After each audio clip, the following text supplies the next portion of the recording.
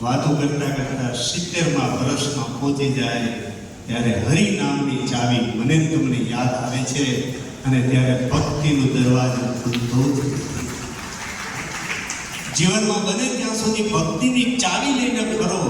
જ્યારે પ્રભુની સામે આવીને ત્યારે પ્રભુનો દરવાજો ભક્તિની ચાવી સિવાય ખુલતો નથી. સર્વને પ્રણામ સાથે જય શ્રી કૃષ્ણ.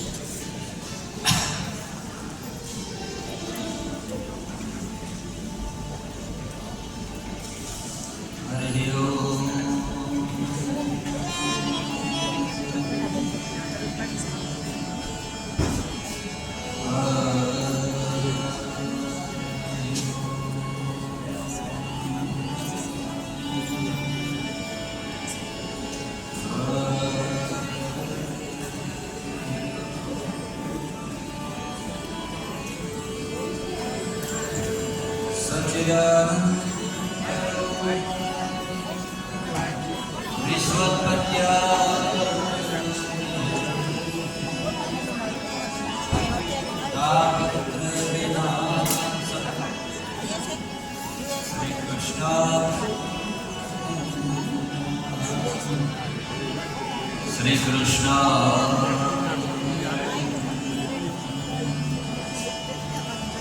શ્રી ભાગવત ભગવાન કી જય. શ્રી દ્વારિકાધીશ કી જય. શ્યામ સુંદર શિવને પૂજ્ય સદગુરુ દેવ કી જય. શ્રી જલારામ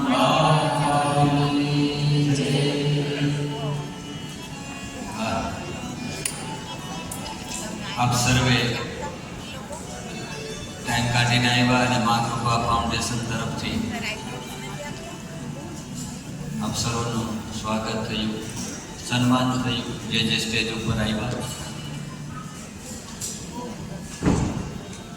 કદાચ તમારું નામ કે તમને અમે સ્ટેજ ઉપર ઇન્વાઇટ ન કરી શક્યા હોય, તમે સ્ટેજ ઉપર હોય કે ન હોય પણ કનૈયાના દિલમાં ચોક્કસ છો એ યાદ રાખજો. Thank you very much. થોડા સમયમાં ઘણી બધી આપણે કથા કરવાની છે. તૃતીય સ્કંદની કથા. કદમ ઋષિએ તપ કર્યું, ભગવાન પ્રસન્ન થયા, ભગવાન રાજી થઈ ગયા. આંખમાં બે અશ્રુ આવ્યા અને એ બે અશ્રુ જે ભગવાનને હરખના આવ્યા એનું એક સરોવર, બિંદુ સરોવર બન્યું સિદ્ધપુર પાટણ. સમય જતા ભગવાનની આજ્ઞાથી કરદમ અને દેવહૂતિના લગ્ન થયા. 9 દીકરીઓનો જન્મ થયો. એ 9 દીકરીઓ કોણ? શ્રવણમ કીર્તનમ વિષ્ણુ સ્મરણમ પાદ સેવનમ અર્ચનમ વંદનમ દાસ્ય સખ્યમાત્મનિવેદન. નવદા ભક્તિ. 9 પ્રકારની ભક્તિ છે. ભગવાન સુધી પહોંચવાના 9 રસ્તાઓ છે. કોઈ પણ રૂટ ઉપર તમે જઈને ભગવાન સુધી પહોંચી શકો છો. સમય જતા કરદમ અને દેવહૂતિને ત્યાં ભગવાનના 24 અવતારમાંનો એક અવતાર એવા કપિલ ભગવાનનું પ્રાગટ્ય થયું છે. આ કપિલ ભગવાન એક જ્ઞાનનો અવતાર છે. ઓહો ભાર્ગવભાઈ, હર્ષાબેન, હું તમારી હાથ જોડીને માફી માંગુ. દિવ્ય અદ્ભુત કપિલ ચરિત્ર છે. શ્રીમદ ભાગવતનું જે જ્ઞાન છે એ કપિલ મુનિ આપ્યું છે, જે સાંખ્ય યોગ કહેવાય છે, જે કપિલ ગીતા કહેવાય છે. Very deep. જેટલું ભગવદ્ ગીતામાં નોલેજ છે ને એવું ઉત્તમ જ્ઞાન એ કપિલ મુનિએ માતા દેવહૂતિજીને આપેલું છે. મને ભાર્ગવભાઈની ખાસ રિક્વેસ્ટ હતી સાંખ્ય યોગ કપિલ ગીતા ઉપર, પણ હું ક્ષમા પ્રાર્થી છું કે સમયના અભાવમાં ખાલી હું સ્મરણ. પણ તમે મને જ્યારે બોલાવશો 3 દિવસ આપણે ખાલી સાંખ્ય યોગ કપિલ ચરિત્ર ઉપર સત્સંગ કરશું. ભાગવત છે ને, મને આ એક આશ્ચર્યની વાત કહું કે હતી ભાગવત મારી, પણ માણસો મને ફોન કરીને એમ જ કહેતા તમે જલારામ બાપાની કથા કરવાના છે. મારી એક આઈડેન્ટિટી બની ગઈ જલારામ બાપાની કથા. એટલે હું ભાગવત કરવાનો હોય તો માણસોને એમ કે પિયુષભાઈ તો જલારામ બાપા કથા છે. પણ હું તમને બહુ સવિનય બતાવું કે મેં બાપાની કથા કરી ને એની પહેલા 70 કથા ભાગવત કરી છે. 70 મોર દેન 70 કથા મેં ઇન્ડિયામાં ભાગવત કરી. અને 70 કથા કર્યા પછી હું અહીંયા આવ્યો અને પછી બાપાની સેવા કરતા કરતા જલારામ બાપાના ચરિત્ર શરૂ થયા. એટલે ભાગવત એ મારો જૂનો અને એમ કહે ને કે મારું બેઝમેન્ટ છે. મારી 25-26 વર્ષની સાધના છે ભાગવત સાથે. એટલે ભાગવતનો એક ચરિત્ર એવું છે, એક પ્રસંગ એવો છે કે આજે 3 કલાકમાં એક પ્રસંગ લઈએ તો પણ આપણને સંતોષ ન થાય, એટલું આ ડીપ છે. એટલે હોપફુલી તમે જે પણ મેં ભાગવતની કથા કરું, આ 3જો દિવસ છે, તમને ગમ્યું હશે. બાકી એક આપણે શું કહેવાય, એક ઇમેજ બંધાઈ જાય. દિનેશભાઈ, સચિન તેંડુલકર કેવો સ્પિનર હતો, બહુ સારો લેગ સ્પિન કરતો. સેન ઓન પછી મને કોઈ સ્પિનર ગમતો હોય તો સચિન તેંડુલકર. પણ એને બોલર તરીકે, કેમ કે બેટ્સમેન તરીકે એનું એવું કામ હોય એટલે એ થોડુંક સમજી ગયા હું શું કહેવા માંગુ છું. સમજાઈ ગયું ને કે રામકથા, ભાગવત કથા, શિવપુરાણ, દેવી ભાગવત, આ બધી કથાઓની સાધના મેં કરી. પણ મને ફૈડા જલારામ બાપા, એ વાત એ સાચી છે.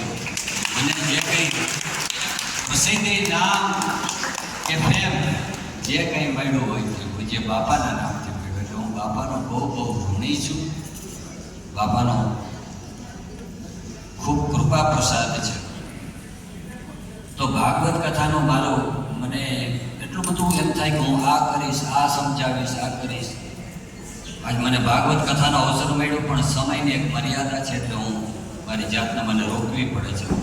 પણ કપિલ મુનિનો જે સાંખ્ય યોગ છે, એ સમય મળશે તમે મને બોલાવશો તો હું પ્રેમથી તમને કરીશ. બહુ અદ્ભુત.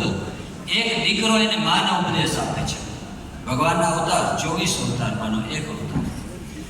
એક દિવસ માતા દેવહૂતિ કપિલ મુનિની પાસે હાથ જોડીને આવે છે અને પ્રાર્થના કરે છે, તમ ત્વાગતાહં શરણં શરણ્યં સ્વપ્રત્ય સંસાર તરો કુઠારં જિજ્ઞાસયાહં પ્રવૃતે પુરુષસ્ય નમામિ સદ્ધર્મવિદાં વરિષ્ઠં. એક મા એના પુત્રની પાસે હાથ જોડીને આવી એટલે જોડે છે. એટલે માએ કીધું, દીકરા આજ ગુરુ તરીકે તને પ્રાપ્ત કરવા આવી છું. આ સંસારમાં મને ઉપદેશ કર, મને શાંતિ મળે એવો રસ્તો બતાવ. એટલે એક પુત્ર કપિલ ભગવાન માતા દેવહૂતિને જે ઉપદેશ આપે છે, કપિલ ગીતા પણ કહેવાય છે, સાંખ્ય યોગ પણ કહેવાય છે. અષ્ટાંગ યોગ બતાવ્યો. માને કીધું કે માં, વિષયની તૃપ્તિમાં આનંદ નથી, આનંદનો સંબંધ પરમાત્મા સાથે. સત્સંગનો મહિમા કીધો. મનને સુધારવું હોય તો ખૂબ કથા સાંભળો, સત્સંગ કરો. સંતના લક્ષણો બતાવ્યા. સંત કેવો હોવો જોઈએ? તિતિક્ષવ કારુણિકા સુરદ સર્વદેહિના અજાત સત્રવર શાંતા સાધવ સાધુ ભૂષણા. જે સરળ હોય, જે સુરદ હોય, જેનામાં કરુણતા હોય, એ